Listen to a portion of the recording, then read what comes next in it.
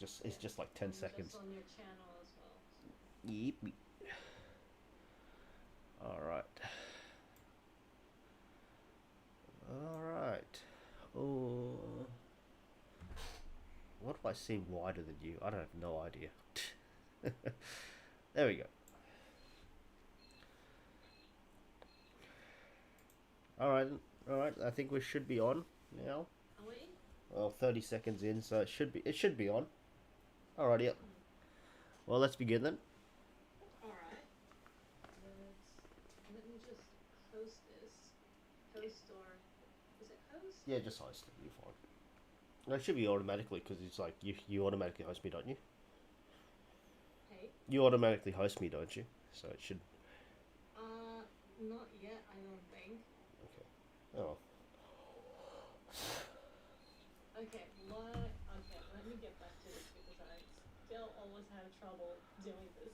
Hey everyone. Thanks for joining us and welcome to episode 20 at the questionable outcomes. Yay. And today yay. I think Kiki just woke up, so Yay. yay. We're gonna today talk about the typical Asian school life, the educational upbringing And versus Australian education life. yeah, and a Okay? bit of the work life as well. Yeah, work life as well, and how lockdown can Kind of fuck with you. affect Yeah. life But yeah, together. we're kind of like maybe some we're gonna do some theorizing because we're not your typical Asians. Like we both suck at maths, so well, not suck at maths, but we didn't go for the standard. I'm gonna do like maths B and maths C and chemistry and all that stuff when we were in high school. We kind of diverted off from that. So you know, Yeah, well, I love biology, but I totally sucked at it for some damn reason. I didn't do too bad, and I think I got a B for it. There we Yeah, there we go. I just know that I totally sucked at this because I don't know. I think I'm type of a person where, especially when it comes to like biology and subjects like this, I just need to know. Then why is that, and why does that happen, and why is that, and it's like all these why that Not needs to be there. explained, and and then like I think my teacher just couldn't really, you know, There you go. answer all my questions. So if I don't, when I don't really understand it completely, then I just don't understand it altogether. I Yeah. just can't take one answer as an answer. I need like an explanation. You need So you're one of those people who needs like the whole answer. Otherwise, it's just like forget it. yeah, yeah, Yeah. exactly. So No, I I see. totally sucked at it. Yeah. Okay. Well. I was the best subject I was confident at was art. Well, obviously, yeah. And then only in year 11 and 12, I actually aced it in English because we had really, really good English teacher. But before that, I totally sucked at it. Yeah. Who did you have? Uh, you don't know. The lady with short hair, she was really scary. Oh, so the mean one, not the Yeah. racist one. The racist one? There was a racist one? Yeah, there was a tennis coach. No. I don't think she was a tennis coach. Yeah, she was the she looked after the tennis coach. I'm not gonna dox anyone, but she literally said to me one day, "Oh, you don't need any ESL support." I'm like, "Well, fuck you too." I'm like, "Well, it's kind of half true, but like, yeah." So this is probably a thing that we could probably get into. Like, my Mm-hmm. experience, even though that I was raised, in a country town and it was all English and I didn't have very much interactions with like Vietnamese, there wasn't that background support where had the reinforcement of like proper English. Because you know what broken in English is like, it's gonna fuck with you, right? It's gonna like, Mm-hmm. oh, you go do that, and all that kind of stuff. And it's like this really, it doesn't follow the normal convention of English, and so I think, and maybe it's just me making an excuse, but I think that having that environment where everyone around you either doesn't speak fluent English or speaks a different language can Yeah. affect how you perform in school because it's like you don't have that reinforcement of like traditional English because like say say if me and you grew like it'd be different if like you had a brother or sister or whatever. But I mainly grew up by myself, even though I had like an extended family. But I think that that was probably a major part, and maybe you can attest to this too. But I guess it was kind of different, seeing as though your father was very heavily into English, anyways. Mm, But yeah, yeah, but it like being the well, I guess the fact that I was the only child doesn't really make that much of a difference, I don't think, because no matter either way, at my household we just spoke English at home, you know. really, Uh, yeah, well, with my mom, definitely. With my dad, sometimes we spoke English together, yeah, but it's not the same as talking to an Aussie friend, you know what I mean? obviously, Because the lingo is different. obviously, because like even Yeah. even even in Vietnamese amongst the second generation, like Mm. uh, between me, it was like we don't use honorifics.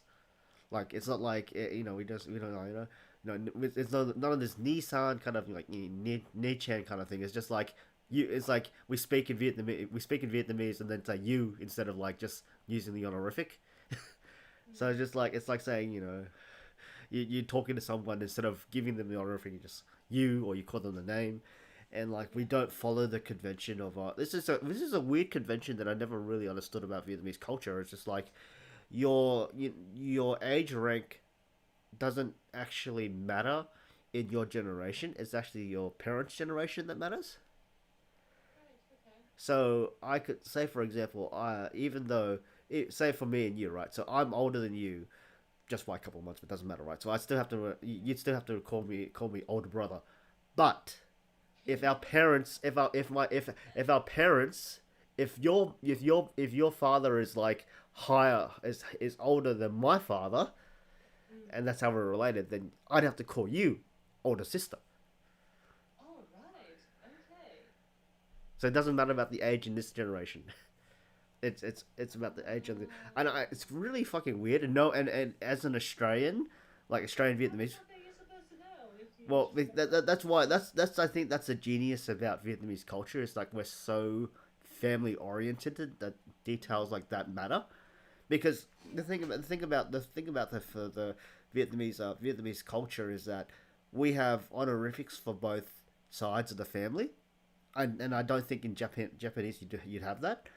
Like you just call auntie auntie, you call uncle uncle, but we have auntie auntie on mother's side, uncle auntie on father's side, Right. great grandfather of father's side, grandfather of mother's side, Yeah. and so it gets really confusing. Yes. But also it actually helps understand because even my kids at the moment, when I say, "Oh, let's go to grandma's house," it's like, "Which grandma?" And so I have to use the Vietnamese version of it so they understand. Oh, it means like "noi" means like my mum, and "wai" means my ex's mother. And so like whenever they go grandma, they're like a little bit apprehensive. Nah, it's Noi's house. Like yay! It's like no, you're going back to Wai's house. Oh no. Yeah. So Right. I had no idea. yeah, That's really confusing. it's complicated. That's why when I was learning Japanese, like honorifics were like meh. It's not. At least it's not as bad as Vietnamese. Just like I just have to remember like old man, old lady. But yeah, and so but like I think it does help because then especially in English you don't differentiate between the two, but it makes a big difference. Like this conversation we had today was like about how it's my cousin, but like saying it's my cousin is like who knows how removed away you are. Mm. Yeah, so for example, I was talking. A quick story. I was talking to someone online, realized she was tangentially related to me. So technically, she was my cousin, but she was on the on the mother's side, which is unrelated to me, of my cousin. So technically, not related to me. Yeah, yeah. Well, anyways, so yeah, that was just a bit of a quick aside, but yeah. So I think in terms of the environment, especially say in education, going back to like when you were at home. So even though you were learning English, you really weren't learning. You were learning the book English, right? The formal Yeah. English, but you weren't really learning the kind of naturalized English. Yeah. Yeah, and I think a lot of the times that's a lot of people a lot of people will learn the book English, but then when it comes to speaking, it the accent comes through quite heavy. Like Mhm. like I mean, we all heard the stereotypical like Japanese accent, Vietnamese accents, Yeah. but like it's and my dad's freaking my dad's so fucking bad at it. It's just like the guys. My dad has like a doctor's in philosophy, Mm. but he still speaks like he's from the boonies in fucking Vietnam. It's just like I don't know, but yeah, I guess accent is just something that doesn't really go away unless you started English when you're really young. yeah. And I mean, I think a lot of modern day English speakers, like if they pick it up as a second language, because there's so much media around English, it Mm. becomes more naturalized. Yeah. Like, I don't know. Side note: I hate fucking K-pop, but BTS, right? Like one of the guys literally learned English by watching Friends over and over again, and his English is actually naturalized American because he's just watched it so much. Wow.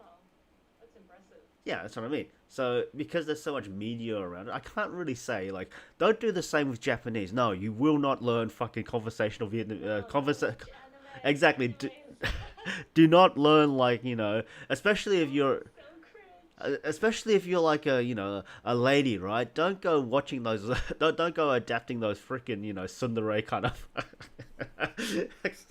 all those kind of like weird tropes that the animes does. Yeah, but having said that, though, it would give you a degree of naturalization because I think just exposure to media will do that. But I think in terms of English, I think a lot of people now because they're bombarded by just so much American media and Western media that they have a chance to kind of naturalize their English a little bit more, so accent becomes less of a problem. But that's only something that's only been like what last 10 years even, isn't it? Yeah. Yeah, I'd say so. Yeah. Yeah. So So, we're gonna talk about a bit about typical Asian, I don't know, education, I guess, I guess the stereotypes coming around like Asian which parent. Yeah. which is not a place I came from, so Neither I did I. can't really testify. Well, I had a bit of it, but yeah. Have you? Yeah, well, I don't know. Sorry to dominate again, but I think one of the weird parenting stereotypes of like Vietnamese is like the parent is always quite dismissive of the child Mm. and just like oh, you'll never grow up to be anything. You're never gonna do this. You're never gonna do that.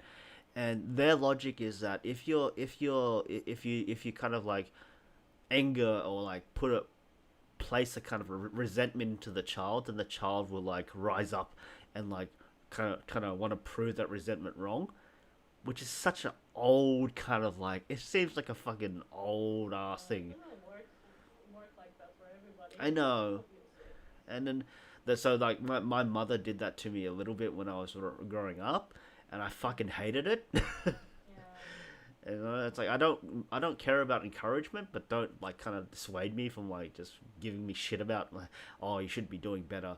But I mean that's probably the extent of how much I I got judged for my education because I think I was pretty lax about it. I think my mum was just like, hey, so long as you pass and get into uni, I don't fucking care.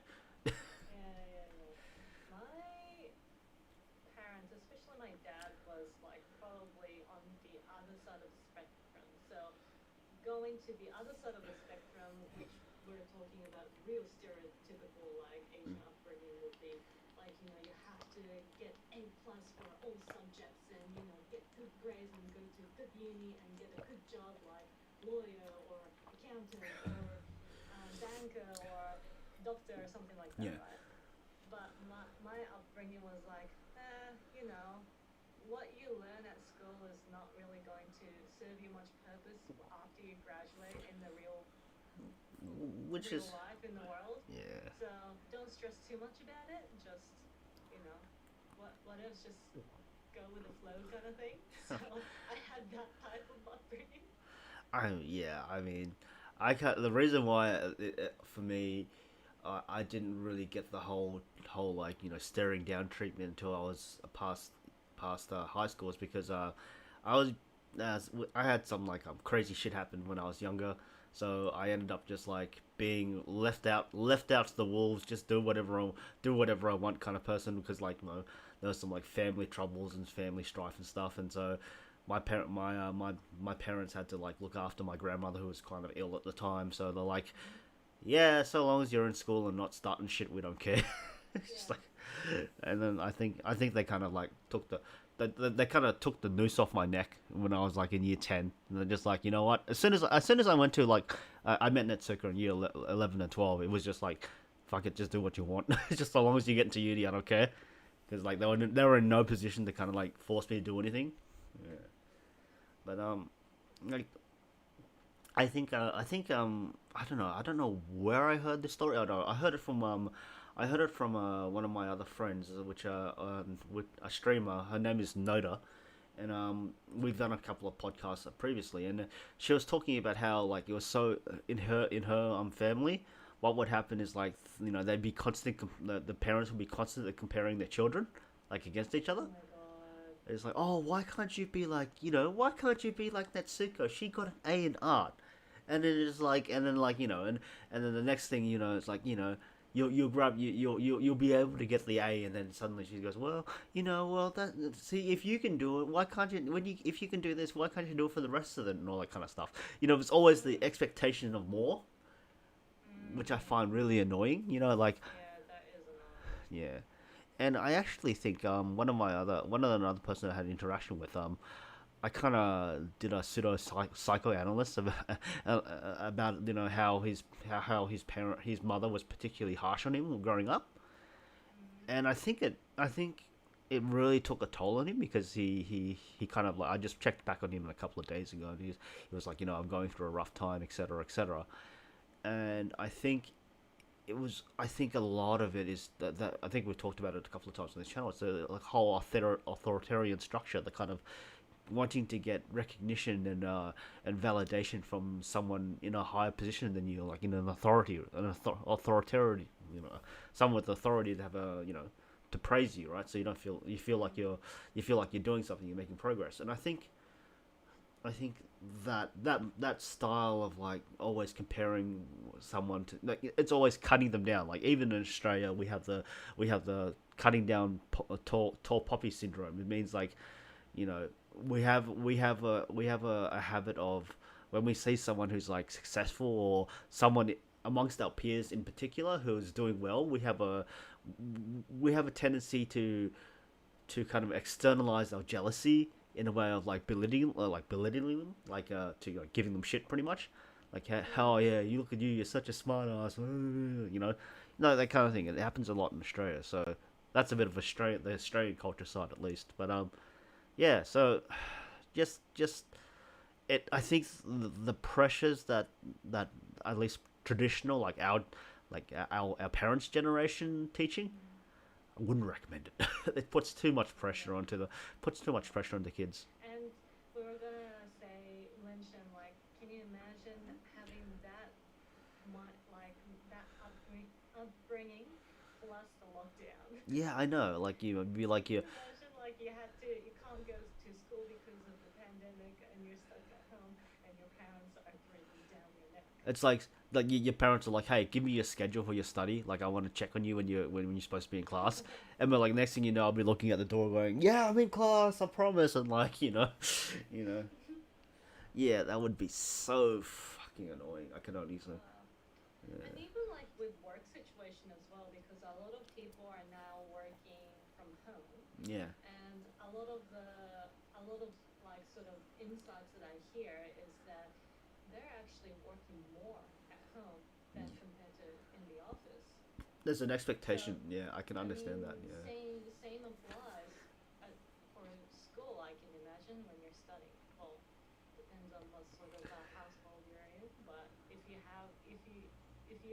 constantly under that kind of pressure. Plus, being stuck at home is gonna be a lot more I think, stress on you. yeah, I think there's a lot of layers to that. When you say that, people feel like they're working a lot more, as in like productivity wise, they're forced to do a lot more. I think maybe that a part of that is because I guess there's still a kind of, I don't know if it's quite a stigma, but it's kind of a perception that you have all the benefits of working at home, therefore we expect more from you. You know what I mean? It's not even that because like your work is just in your private like environment. Like it's there. Like work and personal life doesn't have a barrier anymore. Yeah, but Like a lot of people working from like the bedroom or something. Like we do everything in the same room. everything. Like it's really hard. It's really hard to I can imagine for some people it will be really hard to kind of draw like a line between okay, you know 5:30 I'm out done. Like it's so easy to be stuck on your desk and just keep going and I think before you know it's like 8 p.m. I think maybe that's some experience, but you also have the other spectrum where people are just like, hey, I'm gonna like some people I know, not naming any names, are like on Facebook when they're working from home, or like watching YouTube when they're working from home. But I mean, this is the thing. Like I think sometimes it maybe the logic of people working, feeling like they have to work more or be more productive from home is just that comfortable environment kind of like compels you to do it. Like maybe because the other side is like you know the boss is like, hey, you're working from home, you're in a relaxed environment, so I expect you to do more, kind of thing.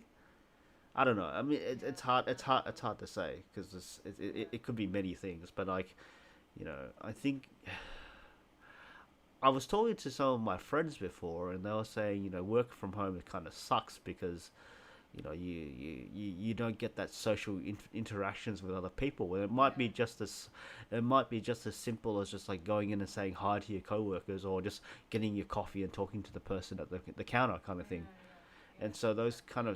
those kind of small interactions suddenly disappear.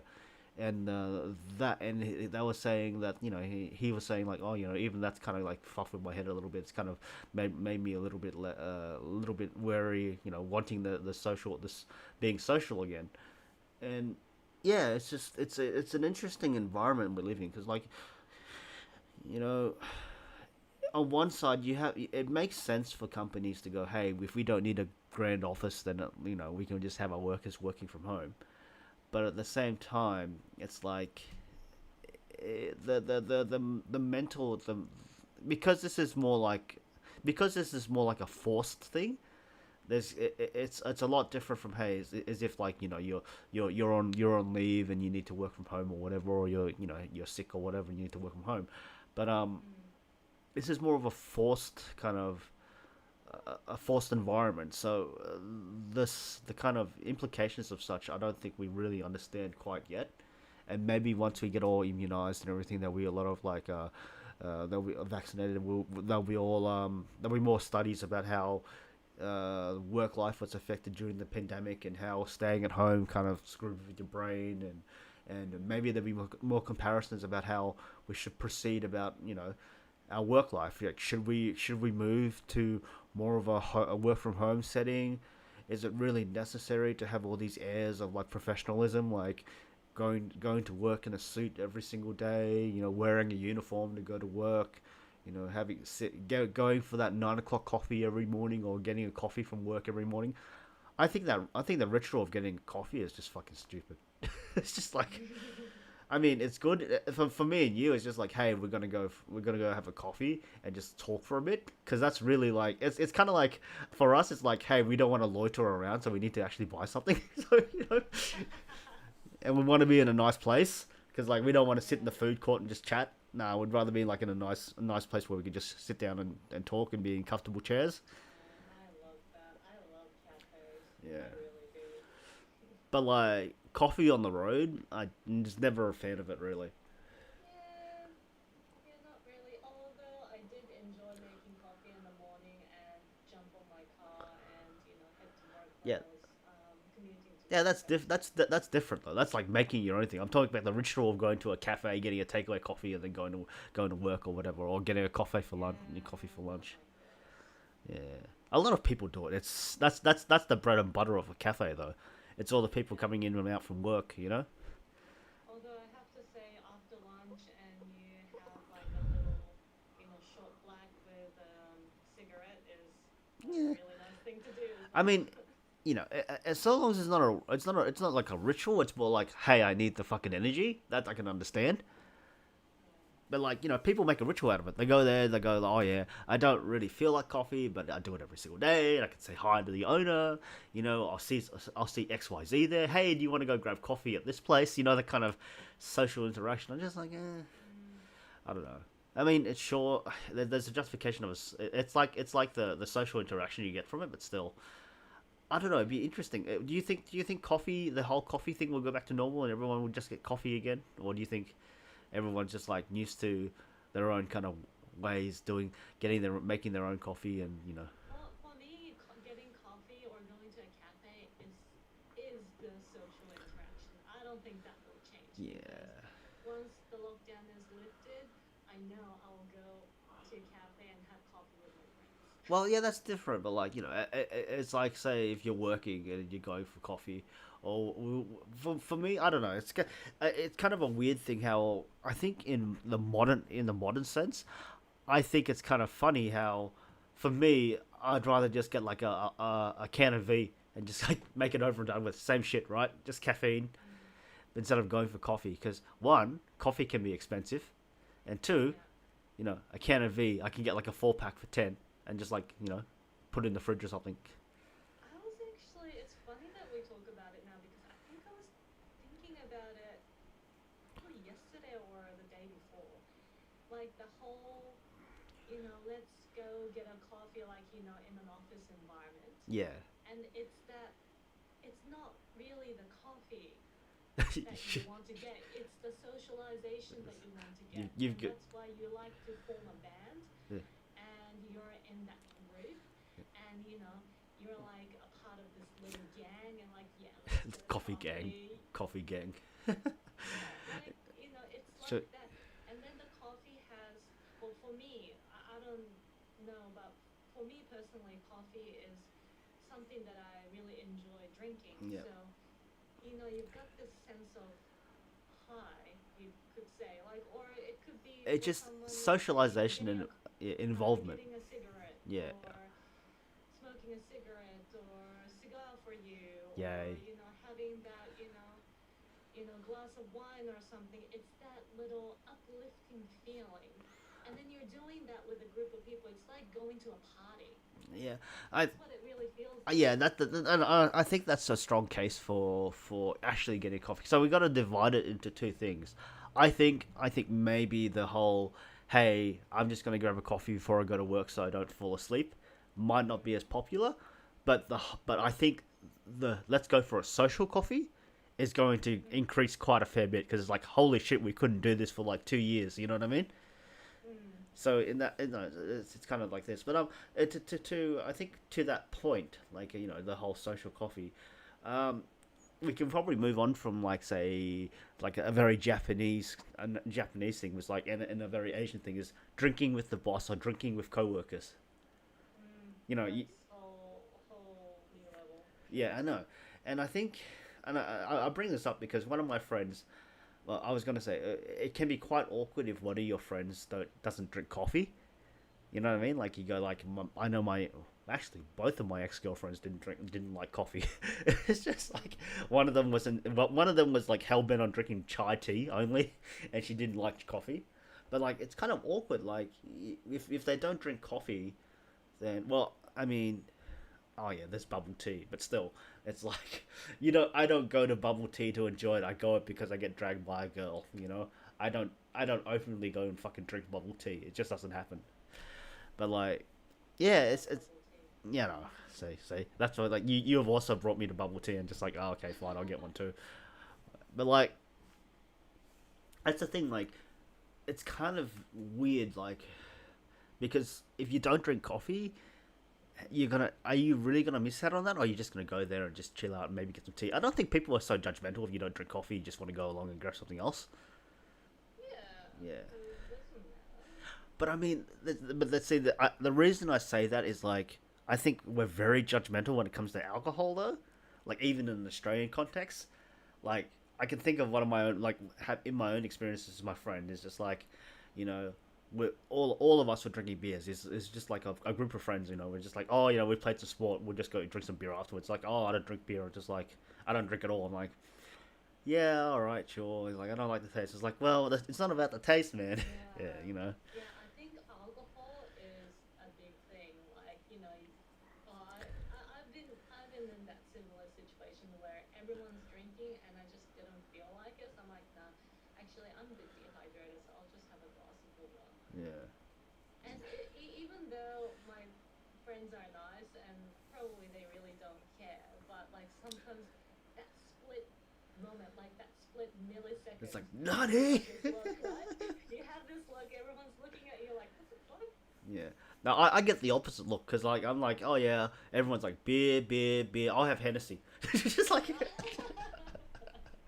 and it's just like, oh yeah, yeah. But no, I think it's really really weird because it's just I'd like to say it's just limited to Australian culture, but it really isn't. It's in Asian culture as well. The kind of pervasive participation in partying. There you go, some alliteration. Just you have to if someone in your group drinks, then you're obligated to drink. Otherwise, you're going to be slightly ostracized. And Yeah, so you're that's like, what do you call it, like a bit of a wet blanket. yeah. You I mean, I, for me, like I don't really like beer, but I'll have a beer with my mates. And I think it kind of wraps around to like the whole idea of like participation. Getting that into that social interaction. It's not about the beer; it's about the enjoyment with your friends. Although after three or four, it really does become about the beer. It's just like, Do you speak of alcohol? I think I've never seen you drink. oh, I drink heaps. I drank at your birthday, but you don't remember anything from that. No, I don't. Sorry. My memory is terrible. Yeah. No, because we never went drinking. Yeah. We just drank coffee. It was usually coffee, yeah, Starbucks. It's just because one alcohol is, and you know me, I'm a cheap ass. When going out and drinking fucking alcohol is expensive as shit. Like, like paying $7 for like a beer that you could buy for like $3 in fucking BWS or some shit. Not worth it to me. And like, Mm. I know you weren't particularly a big drinker, so what's the point? You know what I mean? Well, I was back in the day. Well, no one, no, not when we were hanging around. Well, I never really saw. Yeah, Yeah, yeah. really? Yeah, you are, yeah. Well, oh What? god, there goes your microphone's a Yeah. little. Whoops. Oh, really? Yeah, just check Is it. that? Yeah, it's I don't know. Is it not working? yeah. College and money is your cope. Okay. So what do you mean? What do you mean by that, mate? Like just going to school and just like enjoying your peers. I guess. I mean, in Australia, we don't actually have college. This is kind of a weird thing. I'll just touch on that. So college in the American context is like after you finish high school, you need to do like another 2 to 3 years of college, and then you go to university. And so by the time you get to uni, you're like what 20, 21 ish, and then you start uni. But like in Australia, we're just like you're 18, and they just chuck you straight to uni. Otherwise, you just do nothing. College in Australia is kind of different, but yeah, college in America is kind of like it's a weird thing where it's kind of like you either get serious about it or you just fucking par, party into party hardy and just go like that's where the whole frat boy thing comes from. Like just being able to drink and then like being in a social environment and like being in dorms. So just imagine if you were in high school and you could drink. That's what college is kind of like. Yeah. But yeah, I mean, uni as well. I've heard a lot of people like just like fucking piss the night away when they're going to uni. Yeah, waste my life playing League of Legends. I waste my life playing Dota. Like, oh yeah, that's funny. When I was in uni, I never went to my lectures. And like, so what I do is I just, because they were recorded back then, even like 10 years ago, they were still recorded. So I just played Dota and just put it in the background, and I still got like a fucking 75% for my thing, because it's just like whatever. Wow. Yeah. I just remember you watching, you playing WoW, and then God knows what I was doing in the internet cafe. No, I was playing Dota. I was literally playing Dota. Oh, you were? I thought it It, was World of no, Warcraft. because remember the internet wasn't there, so I was just playing with other people in the room. Oh, right. Yeah, Okay. and so you were just working on your stuff, and then like the internet was down, and so you had to sleep. I don't know what I was doing. You're working on some kind of design thing. But Oh, yeah, was I? yeah, it was for an assessment. Me and Natsuko once we went for, she asked me to come along because like she's gonna be overnight somewhere. I'm just like, well, I don't want to be alone when I do this shit. And I'm like, yeah, sure, I'll just come along. It's not like I'm gonna do anything else. I'm gonna do the same thing at home anyway, so I might as well go out and do it. Yeah, see this guy like noob saying like he'd go to his computer lab at his uni and play Skyrim and play games on it. I've seen that. I've seen people like just like go to like computer labs in schools and like download WoW and play on it. I mean, it's such a weird thing, isn't it? Like, yeah, where there's a will, there's a way. Like someone's always gonna go to like one of the computer labs and just download shit on it and use it for whatever they fucking they fucking want. I don't know, but oh man. Well, we got a bit sidetracked there. I was just trying to regain my it's like yeah, because I just had a couple of people just come in the chat and just like say a couple of things. But college, I don't know. School, I think school I isn't. agree more to the school. Even my dad sort of insinuated that. Yeah. I mean, Depends on what you want to do after you graduate, but a lot of the times you don't really reapply what you learned in school I don't. to the real life. Yeah, I think for me, I think school is not only it's a holistic experience, right? It's not only about what you learn in school, like in the textbooks. It's how you pick up knowledge and how you socialize yourself and kind of grow up together, because that's why I was kind of like I'm not a very big fan of just like the segregated schools, how you go like all male schools or female schools, because I think it's healthy it's healthier for people to have that interaction with the other sex instead of like being completely cut off from the other sex and normal interactions until you're like 18 and then go out and just like for the first interaction you get you end up getting drunk and getting chlamydia with the first person you see kind of thing. It's like yeah, but I don't know, like I went to an all boys school when I was in year 10 and I fucking hated it so much so I just like as soon as I got the first chance I was just like mom dad nah no I'm not doing this anymore, let's switch me schools. Because Yeah. what I noticed was, and I think I've touched on this a couple of times. Sorry, it's a little cold here. Um, Don't worry, it's not COVID. yeah, it's not COVID. It's e-COVID. It's even worse. Ooh, no, but I mentioned this before, but like a lot of behavior, it's a very like high school's fucking cruel. If you don't know how to navigate high school, it can be fucking brutal. Like people are bullies, they're judgmental. People like ostracize you for no reason. People are racist. People are fucking they're everything under the sun. But in the same way, it's a way of kind of filtering out behavior that is really cringe. You know, like I think I think for one, the upside of all that bullshit is that you get self awareness. Oh yeah, middle school. Yeah, I guess kids are even more brutal. You know. Oh, sorry. Yeah, overly self aware. Okay, sorry.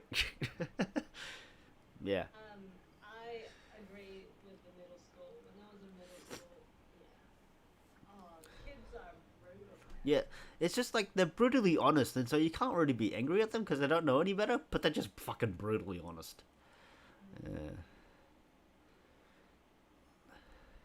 yeah, yeah. Yeah, that's just the way the world we live in. Like I would argue that my content is questionable, but quality cough.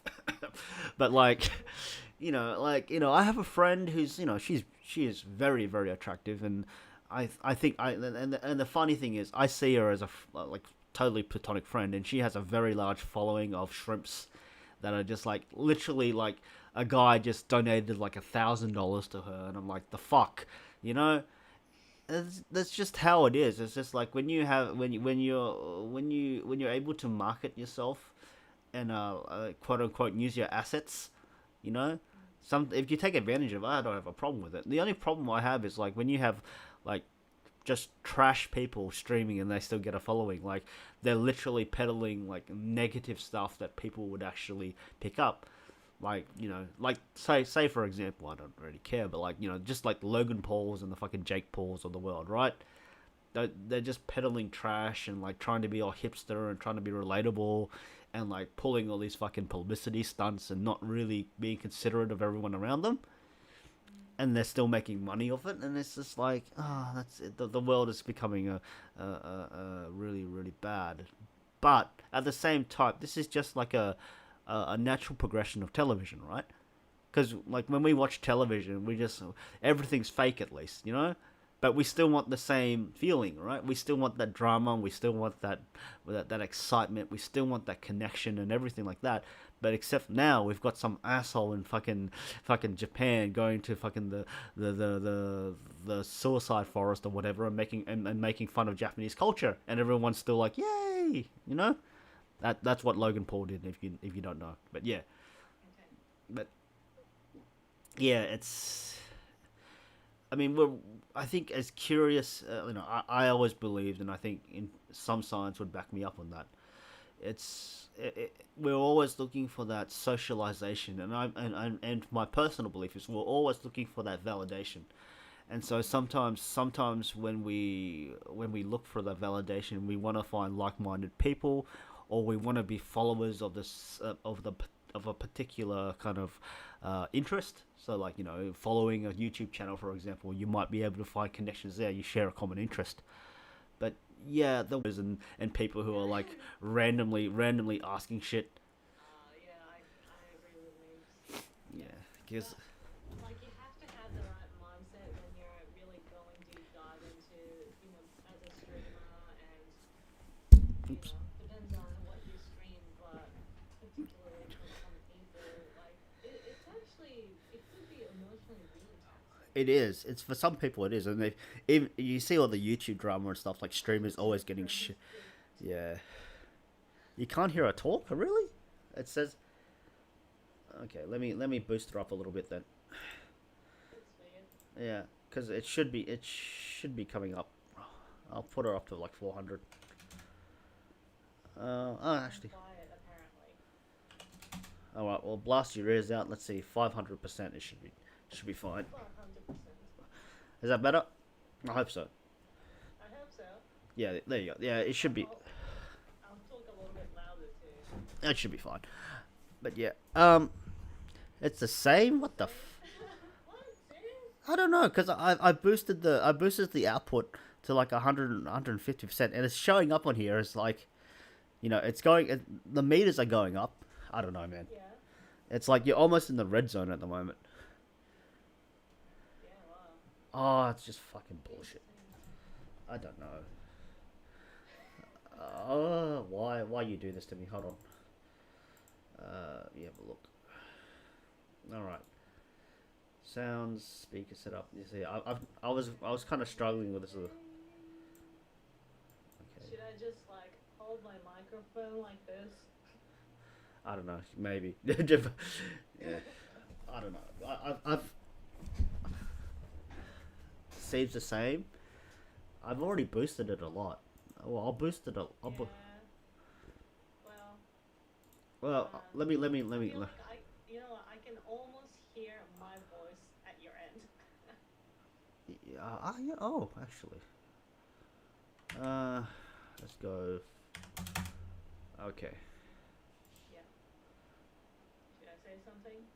Okay. Oh, testing. 1, 2, 3. Go for it, Testing. 1, 2, 3.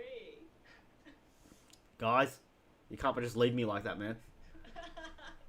Fuck you. Any better? Still, oh, for fuck's sake, I don't know. Oh fuck, man. I Fuck don't this know, man. shit. I don't know, man. Fuck this shit. I don't fuck. I don't know. I don't know. I don't know what to tell you. I'll just fucking blast it out and see what happens. I don't care if it's in the red zone. Still the same. Is it to do with my microphone No, no. or It's to do it's with all my. It's to do with connected? my shitty, my shitty audio settings. Uh, yeah, fuck it. I got 800. 800. There we go. Oh shit. Okay. Hopefully that will fix it. If not, I'm sorry. I'll have to fix it. Hopefully, yeah. I'll have to fix it next time. Mm. Audio, setting up the audio always seems to be so complicated when Yeah. you're streaming. Yeah. That's all. I Like, mean, yeah. I'd like to think of myself as a decent streamer, but I'm really not.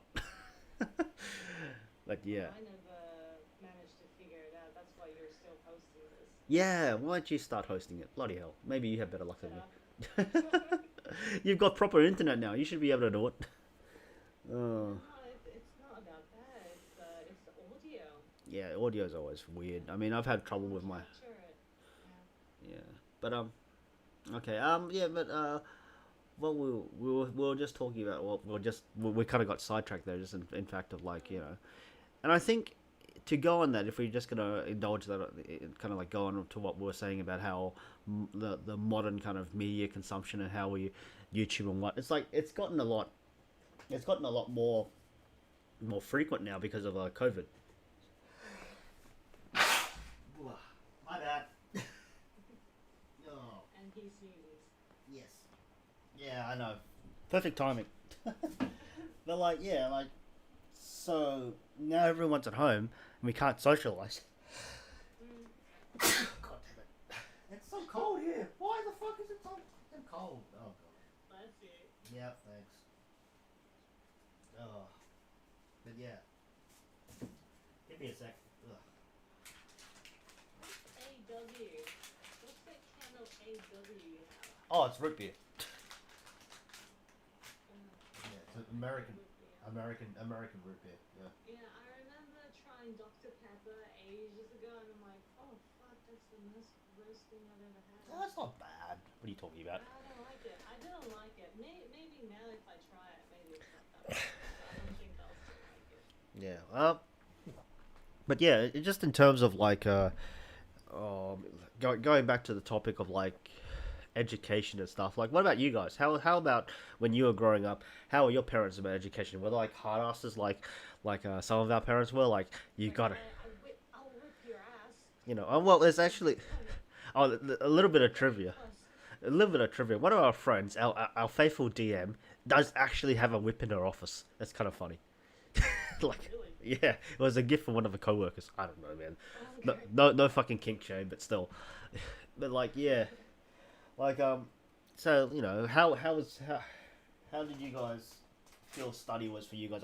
I know that we did mention that primary school kids are fucking assholes, and like we kind of all agree that kids can be assholes because they're just brutally honest and not have no filter on. But I don't know, how was college for you guys? Because as I said, we don't have college in Australia, so it'd be a completely different experience it's a completely foreign experience for us. Oh man, ugh, fucking fucking hell. Sorry, just like getting my composure again because of all the sneezing. Are you getting sick? It's just probably just the weather. It's been like really windy and stuff, and I've been playing tennis and stuff. But yeah, well, while we wait for that, so let me think. We had a couple of other things that we were trying to think. So yeah, like let's go back to how we think kids are going to study today then, right? Because of how COVID is and everything like that, right? Online. Yeah. How do you think that will affect them? Do you think they'd rather be at home, like just like on their iPads, just listening to the school, or do you think they'd rather be out and about? I think for most kids, they would prefer at school. You think? I I actually, mean, I I mean, we're all humans in the end. We need social interaction. So but I mean I'd that's say a lot of people would prefer to be in a classroom environment I and don't know. have that interaction. But people who, or maybe young people, where that sort of like um, traditional school, environment is not working out for them, maybe they're glad. I mean, you got two sides of the coin, right?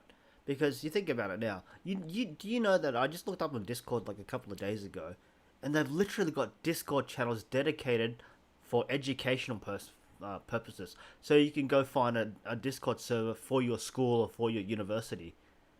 Oh, great. So if you think about it, like, I don't know if it's the socialization part of it's really going to be a problem.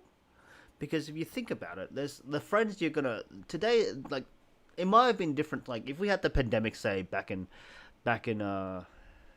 yeah, exactly right. But because Noo's a teacher, so you know. But like let's say back in like when we were in year 6, year 7, right? Internet was barely functional back then. So imagine if we went into lockdown then. How fucking brutal would that be? Oh, yeah. Couldn't do shit. Yeah, no internet. TV was your entertainment was just TV, you know, and like I'll be playing Final Fantasy. well, yeah, you Unofficially. yeah, but like, can you just imagine that? And like, how would you be able to do school then? You wouldn't be able to do school because there wouldn't be any like Zoom meetings or yeah. No, just you and your textbook. That's pretty much it. And how would they even be able to like notify you or what to do and how you're supposed to check your homework? Like my parents like barely had an education because we're like refugees. So how the fuck are they supposed to check my homework? You know what I mean? Yeah, unless they call you one by one. Yeah, that's it. I don't think like even for a country town of like that's still 30 students you got to call. Yeah. So I can yeah. So it's kind of fascinating to think of how things could have been back then if we had COVID, like COVID -19. I guess in that sense, like internet has become a very powerful tool. It has, Like, for sure. having Discord, like you just post one and then you have the whole classroom being able to access them. So Yeah, like I don't know what the kids use, but I think it's probably Zoom or something. I don't know.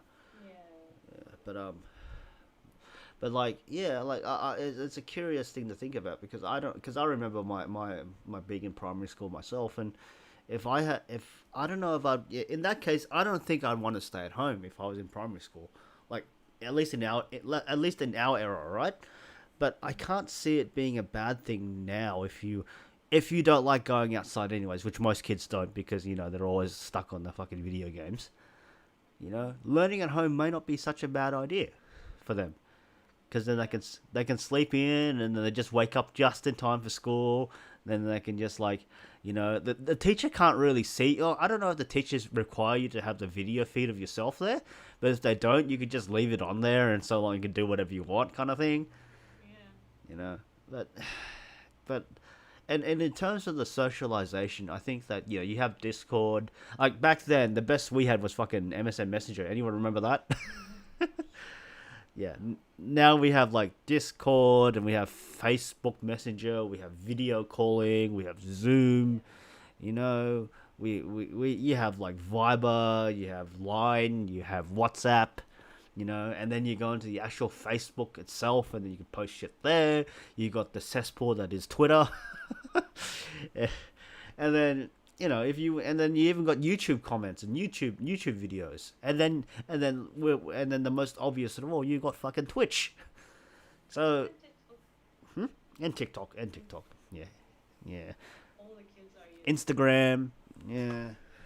So I think it's less a problem about socialization. I think it's oversaturation, and I think we're going back to the point that Zephyr was saying. Was it Zephyr?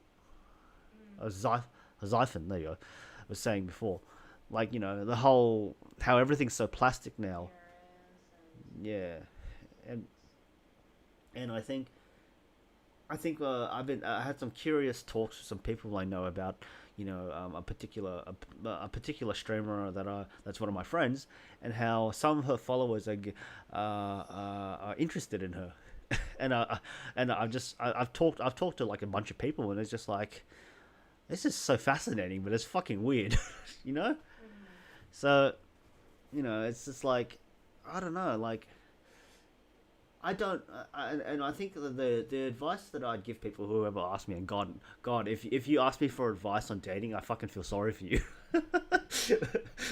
But like, just in the online environment, like, I don't put very much weight on like online interactions with people. You know, like I mean, it's you know, some of them are like exceptions. Like Noob, I consider him a good friend, but like for the most people, I don't like if I interact with them, it's kind of surface level because you think about it, they have an obligation as like because you're pretty much paying for access if you want to think about it. Nope. and and if you think about it, if you're paying for access, then the person that you're accessing should accommodate you in some sort. You don't have to be nice to you. Hey, how you going? Oh, thank you for subbing. You know, all that kind of shit. So I don't put very much value on that at all. You know, and maybe you might be able to buy yourself a relationship, which is kind of weird, like a friendship. Mm-hmm. But Yeah. it just seems kind of wrong, doesn't it? Yeah, I don't know. Like with like one of the someone I recently followed was just like, you know, I'm gonna do like a Tim Tam testing, you know, testing stream. You guys should like, you know, just something really innocuous, like, you know, I'm just gonna eat chocolates on stream or something. And I'm like, so it's gonna be like an ASMR mukbang hot tub stream, right? You know, and that's interesting too. Like mukbangs are actually, I think that the reason why mukbangs exist is because the idea was for people not to feel lonely when they eat. I think is the idea of it. What is it called? Mukbang. It's a Korean idea. You know when people like shove their face in. Yeah, What? yeah. I just got a message. That's all. You know when people shove food in their face and stuff, and like, you know, eating challenges. That's not really what. I don't think that's what traditionally what a mukbang is. A mukbang is about being able to eat with other people at the same time in from distance. Because you know how Asians were kind of like very communal when it comes to dinner and stuff. We always have to eat at the same time. But even in Western society, like, you know, you always eat dinner together, or eat breakfast together, etc. So they want to replicate that, even though you're not very close together. But now it's become synonymous with shoving my face in with like fucking live creatures. I don't know, man. Fucking YouTube's weird. Oh. Oh. Okay. Yeah, yeah. Like, you know, there's like channels where they eat live octopus and shit. Yeah, I know. It's for the views, man. It's all about for the views.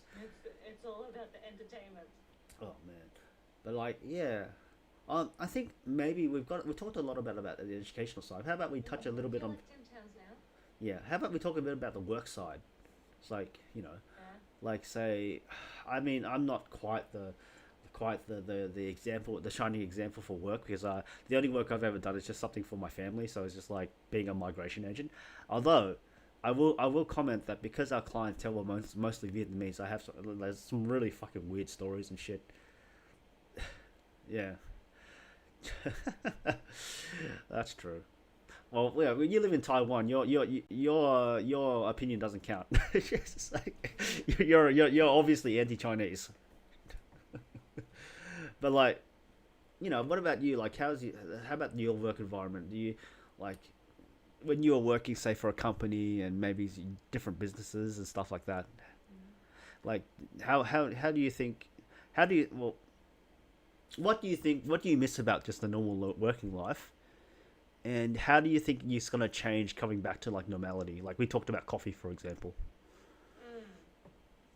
Well, one thing that I would miss, that I do miss, is just like, having friends around in the same office, and you can just like, walk past and say hi and have a little chat, and like, do you want to go for a lunch today? Yeah, cool. Okay, around 12:30. All right, I'll see you later. Kind of thing.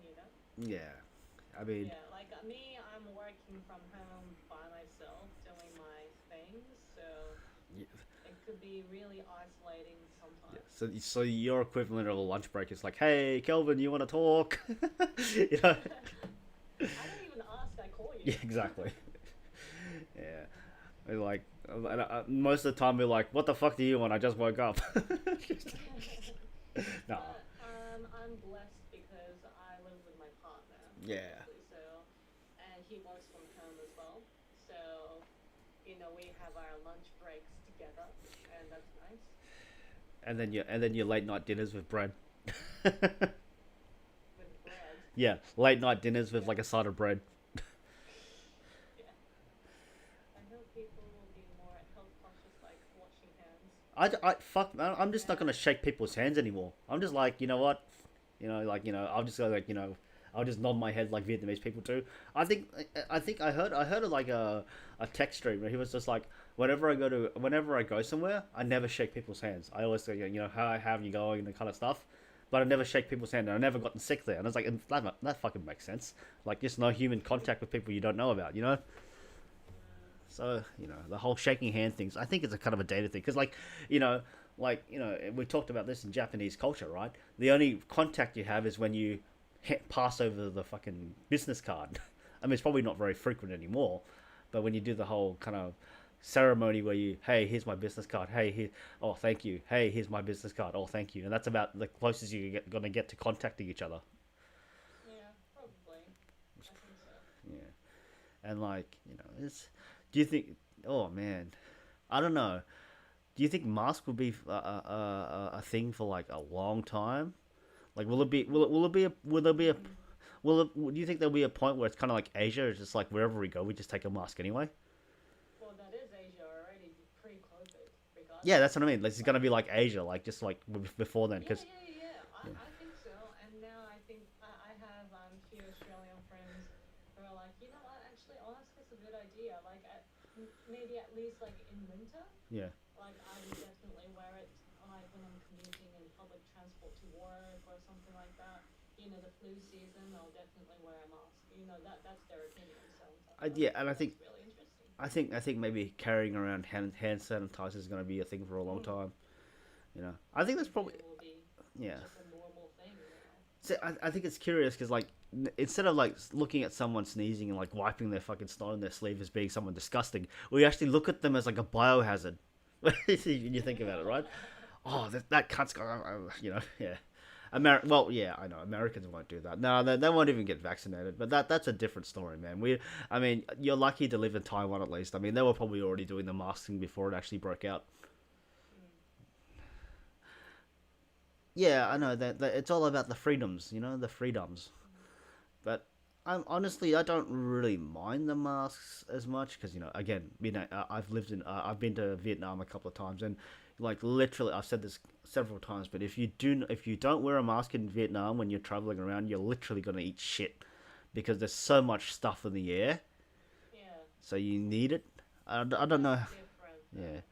but I mean, that's what I mean. The shift to wearing masks normally in Asia is just normal because we do it just particular. I don't know about Japan because I don't think the pollution levels as toxic. It may be high, but not as toxic as other countries. But like, No, yeah, but Japan has its cultural reasons to have masks anyway. really, there you go. Well, like, I think a lot of people wear it as I don't know. Was it a documentary? I can't remember, but I think some people are just conscious of the way they look, so they just like the mask. All right, so I was thinking more of the lines of how Japanese are very they're not very personal. They're very like anti-personal kind of culture. They're very limited kind of contact and no direct eye contact kind of culture. You know what I mean? Yeah, I guess, and you can imagine in rush hour, like on the train or buses or something like that, like it's super packed. So it kind of makes sense that a lot of people wear masks regardless Yeah. because you just kind of want to mind your own space as well. And when I was a kid, like I was told to wear a mask when you're sick. It's more Yes, not to protect yourself, but but to it's protect more others, about protecting others. which is So the logic of wearing masks today, especially with yeah, COVID. yeah, Yeah. that's what how masks were, you know, useful originally, Mm. at least in Japan. Yeah. So I have that kind of bit of upbringing there as well. So But in Vietnam, it's more the it's fact that yeah, you normal. you, you just want to when you especially because the main mode of transport in Vietnam is a scooter, So yeah, you're gonna be directly exposed to all the elements. So you need a mask. Yeah. Yeah, that's Yeah. the environment I grew up in, at least. But Mm. like, I mean, nothing's. I don't think anything's really gonna change in Asia. It's just like we're just gonna have to social distance. And like, Yeah. I'd be curious to see. I mean, in Japan, it would be more like because it's kind of like semi-westernized. There'd be more of a like a systematic approach to how they approach it, like a hotspot or a pandemic, right? Like an outbreak, right? But in Vietnam, I kind of feel like they're just gonna lock down and just like go full authoritarian and just lock the people up. Yeah. So it's gonna be interesting how things are gonna turn out like going forward. Mm. But like, yeah, like it's. I know we can only wish that Americans would actually listen to the science. Yeah, yeah. I mean, I was relatively healthy as a kid, so I never really got Yeah. sick. The only time I'd really stay home is when I had a fever because I couldn't actually get out of bed. And even then, my mum would force me to go to school only to get sent back. But yeah, good luck. Like if the thing is, I'm not even see the thing is weird as a parent. Like I know my kids obviously don't have COVID, but because it's winter here, they're gonna get the sniffles and they're gonna cough and everything. So I'm super conscious of like sending my kids to school even though they have a cough, because like I know that they don't have COVID, but it's just like I don't want to be judged as like being disregarding the rules and disregarding health advice and sending my kids to school when they're sick. Because even though I know they don't have COVID, I'm gonna get judged for it. And Mm. for example, I know the principal knows me quite well. So like the last thing I want to know is like, oh, why the hell did Kelvin send his kids to school when they're sick? I'm gonna call him and rant about it. I'm like, oh fuck, I don't want that. I don't want that on me. But I don't know how other parents would feel. Like maybe some parents don't have a choice and they have to send their kids to school. But I don't know. Oh, but yeah. Well, let me think. Well, in terms of yeah, I think so. Yeah. So yeah, in terms of wrapping up, I guess. Well, let's see if there's anything else that we wanted to talk about in terms of like so. I guess we kind of what we covered was just like how we kind of went through our own experiences going through high school and education and how our parents kind of touched on that. But I think how we can what we can end with this because it kind of segues quite nicely is like if you're in a position in the future or to kind of teach your kids or teach someone like of a younger generation, like how would you what would your approach be? Like what would you tell them to do? Like would it be just like come back there, do your best kind of thing, or is it just like is there going to be some kind of formal structure to it that you think would be good? What to me? Yeah, Me? for you and your because I obviously have real life experience, but I'm more curious about what you would do. I can only imagine, but if I was a parent,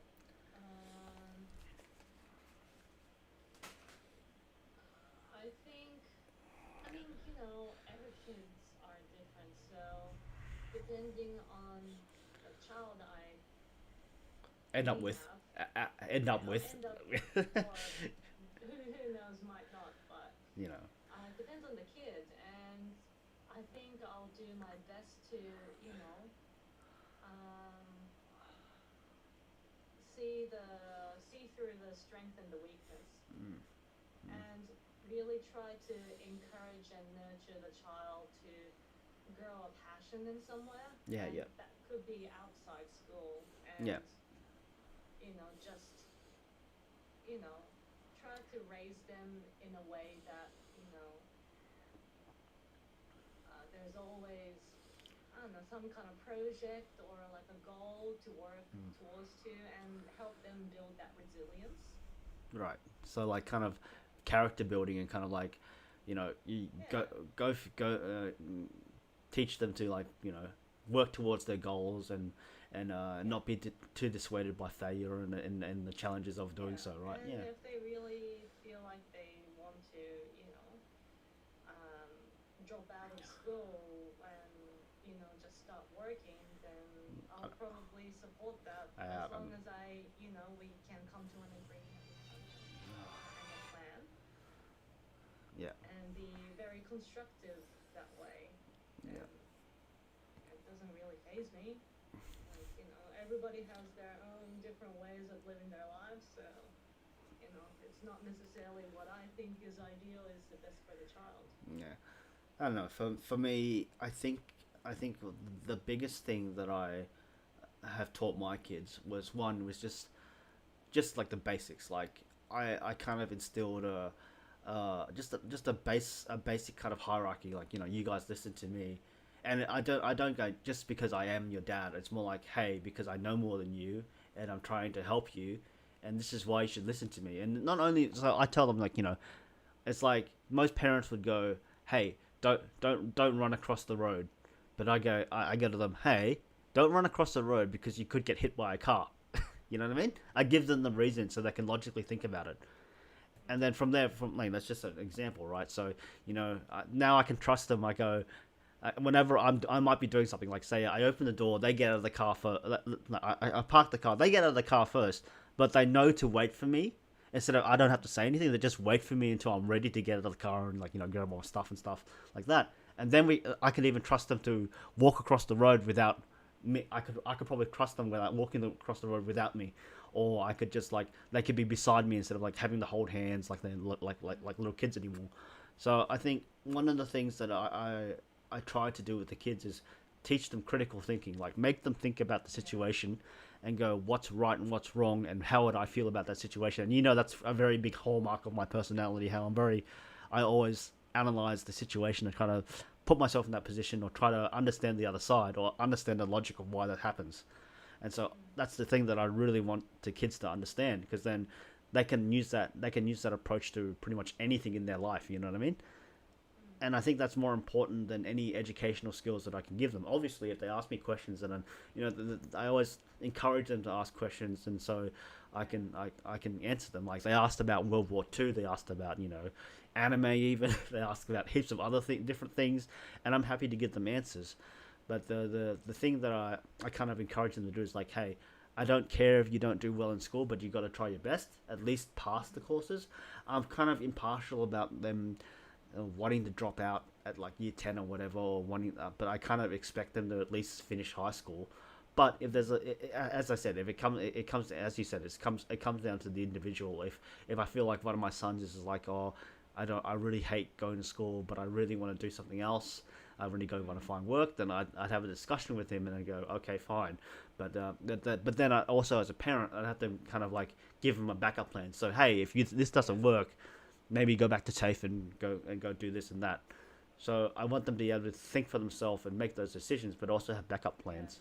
So I agree with the critical thinking as well, because you also get to allow the child to actually sit down and think yes, of the decision that he or she wants to make, yes, and then the consequences that they can, foresee or might happen. What are you going to do?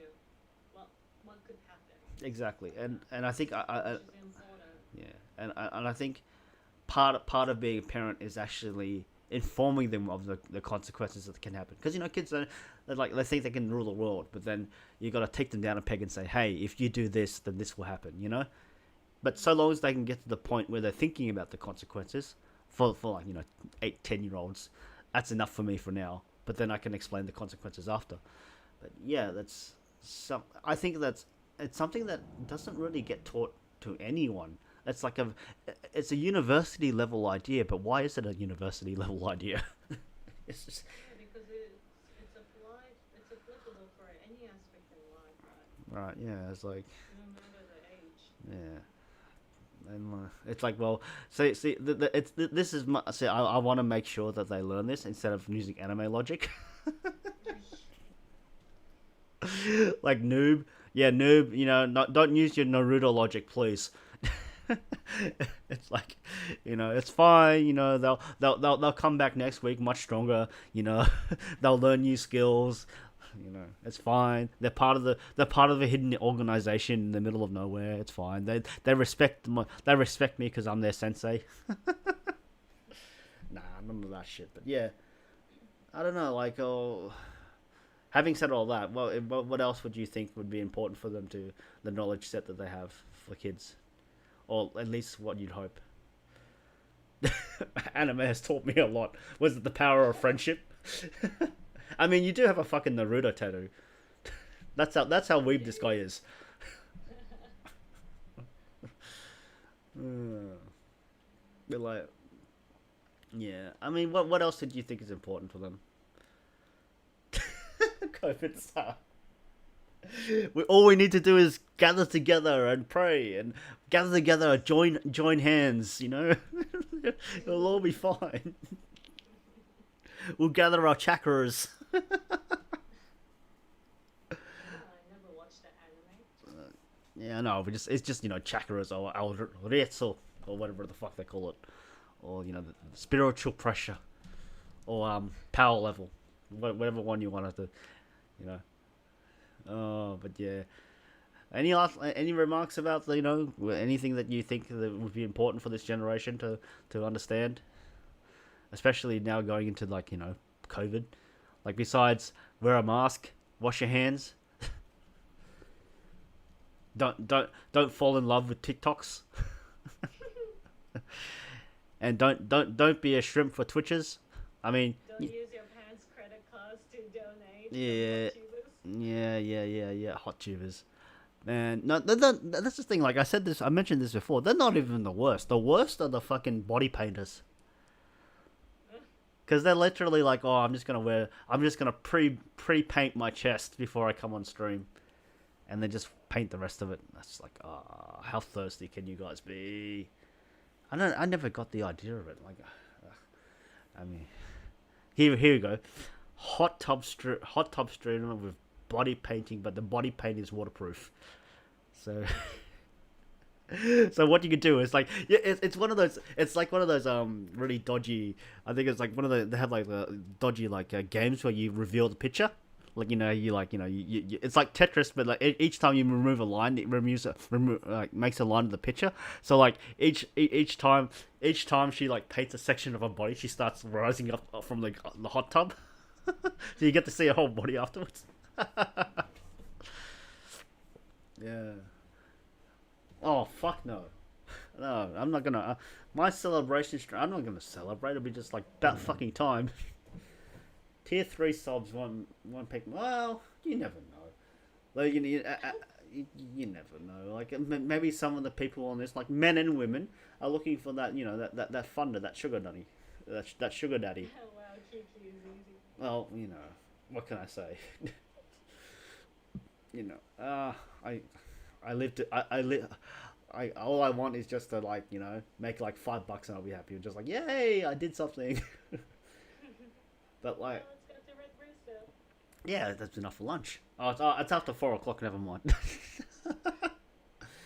But like, yeah, like I don't know. Like I think the thing I worry about right now is just as the other person in the chat, I can't remember his name, but just the amount of weight we put on online interactions, especially it's a bit different. Say if you're just talking to someone one-on-one on like Discord or something like that, but when you go into Twitch and then you expect that one-on-one interaction.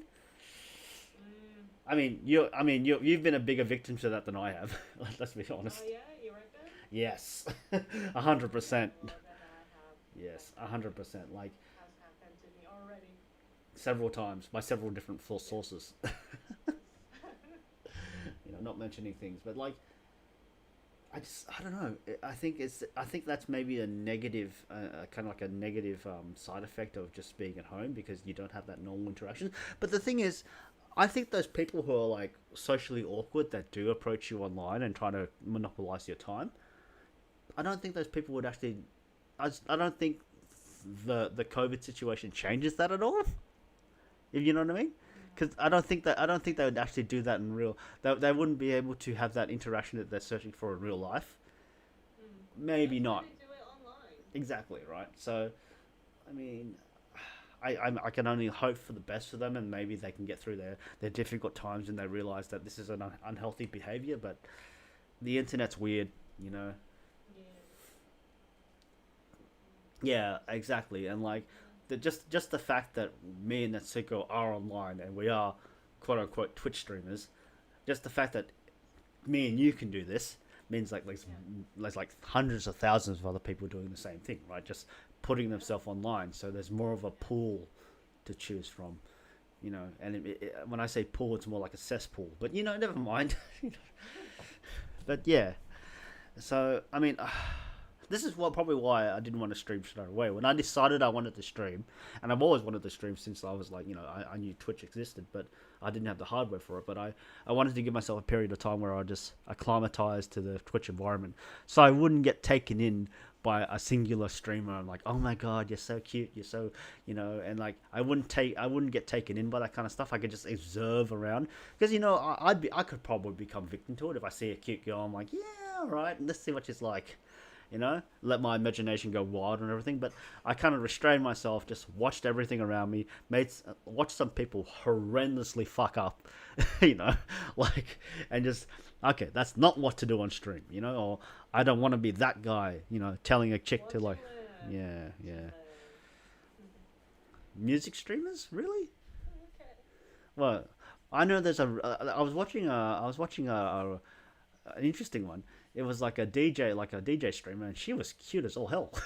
Just like, wow, she's like listening to Monster Cat, and she's cute, and she's the DJ, and like, you know, I have to be careful. I might just become a shrimp if I don't be careful. You know, but yeah, I don't know. What do you mean by that? Do you just do you tend to like hardcore go after them and fanboy after them, or what's up? Cute and beautiful voice. I can feel the shrimp. I mean, if you want to call it a shrimp, go ahead, mate. You might want to see a doctor. Oh god. Yeah, but yeah, I can see what you mean. Like, you know, like you know it. But yeah, I mean, even it was kind of funny because, as I said, I was following someone new, and it was funny because I just said, oh yeah, let's play Dota together, and she's like, yeah, sure, whatever. You know, that's what I like to like. This is how me and Noob met. I just turn up to a stream and say, hey, let's play X game together, and they go, okay, let's go. And so what I did was that, like, one of my friends was watching the stream, and like, you know, because, you know, he's my friend that plays Dota, and he was just like, oh my god, those people were so thirsty.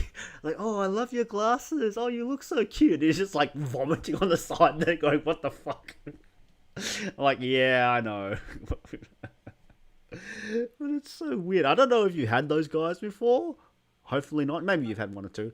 You're so beautiful. Yeah, on Twitch. Not yet. You have. Yeah. What do you mean? Hopefully never. Yeah. It's like, you know, oh, Natsuko, you're so cute. Oh my god, your skin's so white and fair. Oh, your hair's so nice. All that kind of shit. Exactly. Oh, well, hey, is that because it's coming from me? What the fuck? No. But yeah, no, those guys exist, and I think as you grow along, I mean, how would you? This is a straight question that we could probably kind of wrap up on. So how would you? Because this is mainly a female thing, unfortunately, but you have the shrimp base, right? You know, you have the shrimp paste. Oh god, that's so bad.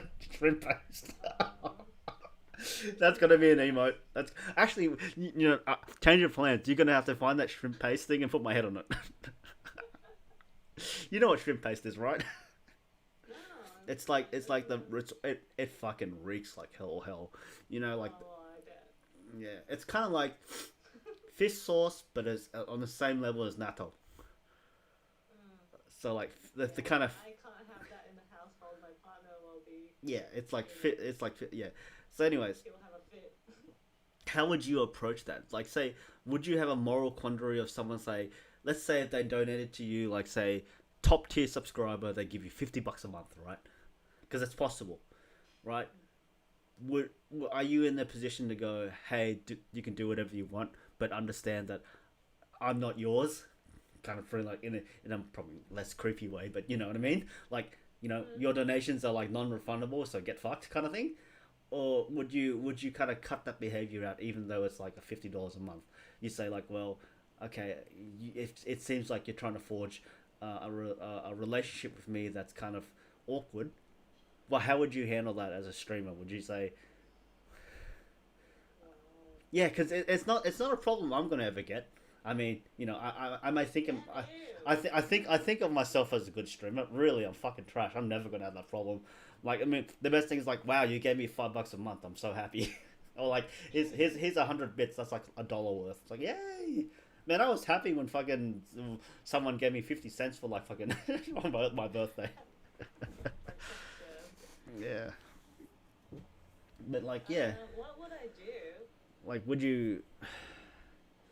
Well, I'll say thank you. Yeah, obviously. Don't worry. The first month when they do it is non-refundable. Any subscription is non-refundable, so it doesn't matter what you do after this point. You still get $50 out of it, or 25, or whatever the split is. Like, What would I do? Um, I mean, I don't know. It depends on how what they say as well. Won't it? well, Like, let's say it's not to the point where it's like creepy, uncomfortable. Like, they're trying to make him pass on you. Say if they're just overstepping the line a little bit. Like, say, oh, you get the ink. like what? You get the inkling that he's trying to buy himself into your life. Well, Because that's more common than you think. that, well, no. Just like, No, yeah, nine. yeah, No, Natsuko order. yeah. I mean, Um, in that case, would you just upfront say, look, would you confront them and say, hey, I'm not really into, I don't know how you feel about this, but thank you for your donations, but I appreciate it, but not really interested in anything else. Just I'm just putting content out there for myself, and if you like my content, that's good and support me. But there's nothing else. I'm not looking for anything else, kind of thing. Or would you just like, whatever, it's your problem to give me money? depends on how forward they are because I mean if they don't really say anything Oh, and it's obviously. almost like anonymously just donating things to me, I'll just say I guess like thank you and I appreciate donation and this will be put towards delivering more sewing creative content and it will help me maybe even upgrade to a better camera so you N- can see more details in the detailed sewing process or you know let will help me purchase some equipment that Yeah, I'll yeah, need for my next project or yep, yep, something yep. like that and just put that back towards the perspective of my channel and And you can, say thank you and you have just supported me being able to operate this. yeah, Yeah. and if you separate your Twitch from your business, you can claim it as a hobby, so you won't pay tax on it. So long as you reinvest it into like the Twitch stuff. But yeah, that's a different story altogether. But like, so this is like, because it's something that a lot of streamers would have to do. Like a lot of female streamers would have to put up with. It's just like addressing the shrimps. So, like for example, like the girl that got $1,000 and suddenly the guy wanted everything from her. Like, I wouldn't say you'd be in that situation, but so how would you particularly handle something like that? Would you be more direct about it, or would you just say, fuck off, I don't want this shit, or is it just like, what would you think? Like, say if he overstepped the mark.